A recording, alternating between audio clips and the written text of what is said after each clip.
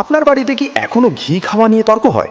কেউ বলেন ঘি হলো বিষ, কোলেস্টেরল বাড়ায়, আবার কেউ বলেন খাঁটি দেশি ঘি সুপারফুড। অন্যদিকে অনেকে বলেন সরিষার তেলই সবচেয়ে স্বাস্থ্যকর। তাহলে সত্যিটা কি? হার্টের জন্য আসলে কোনটি ভালো? ডায়াবেটিস থাকলে ঘি খাওয়া যাবে?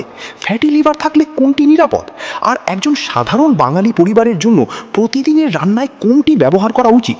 আজকের ভিডিওতে বিজ্ঞান ভিত্তিক তথ্য দিয়ে এই সব প্রশ্নের উত্তর জানব।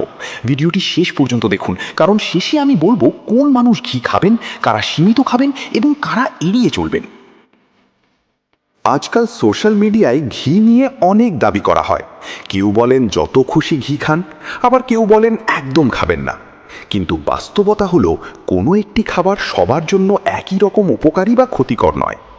আজ আমরা তুলনা করব দেশি ঘি অ্যান্ড মাস্টার্ড অয়েল এবং জানব কোন পরিস্থিতিতে কোনটি বেশি উপযোগী হতে পারে। ঘি কি? ঘি হলো দুধ থেকে তৈরি একটি ফ্যাট। এতে মূলত স্যাচুরেটেড ফ্যাট থাকে এবং ফ্যাট সলিউবল ভিটামিন যেমন ভিটামিন এ, ডি, ই ও কে কিছু পরিমাণে থাকতে পারে। সরিষার তেল কি? সরিষার তেল উদ্ভিজ্জ তেল। এতে মোনো আনস্যাচুরেটেড ফ্যাট এবং পলি আনস্যাচুরেটেড ফ্যাট থাকে এবং এটি বাঙালি রান্নায় বহু বছর ধরে ব্যবহৃত হচ্ছে। ঘি versus mustard oil. Heart health. অনেক মানুষের ধারণা ঘি খেলেই হার্টের সমস্যা হবে। আসলে বিষয়টি এত সহজ নয়।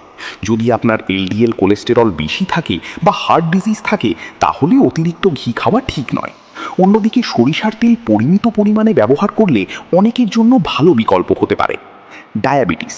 শুধু ঘি খেলেই ডায়াবেটিস ভালো হয়ে যায় এমন কোনো প্রমাণ নেই। তবে সুষম খাদ্যের অংশ হিসেবে অল্প পরিমাণ ঘি ব্যবহার করা যেতে পারে, যদি চিকিৎসক বা ডায়েটিশিয়ান ভিন্ন পরামর্শ না দিয়ে থাকেন। কোলেস্টেরল। যাদের এলডিএল বেশি তাদের ঘি সীমিত রাখা ভালো।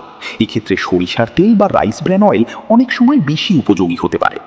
বাঙালি রান্নায় মাছ, শাকসবজি, ডাল এসবের জন্য সরিষার তেল খুবই উপযুক্ত। ঘি বরং অল্প পরিমাণে ডাল, খিচুড়ি বা বিশেষ কিছু খাবারে স্বাদ বাড়ানোর জন্য ব্যবহার করা যেতে পারে। যদি আপনি প্রতিদিন ভাত, ডাল, মাছ ও সবজি খান, প্রধান রান্নার তেল হিসেবে সরিষার তেল বা প্রয়োজনে রাইস ব্র্যান অয়েল ব্যবহার করা বাস্তবসম্মত। ঘি চাইলে অল্প পরিমাণে ব্যবহার করুন, কিন্তু এটি যেন রান্নার প্রধান চর্বির উৎস না হয়। 5টি বড় ভুল ধারণা। ঘি যত বেশি খাবো তত ভালো। সরিষার তেল 100% নিরাপদ। ঘি খেলেই ওজন কমে।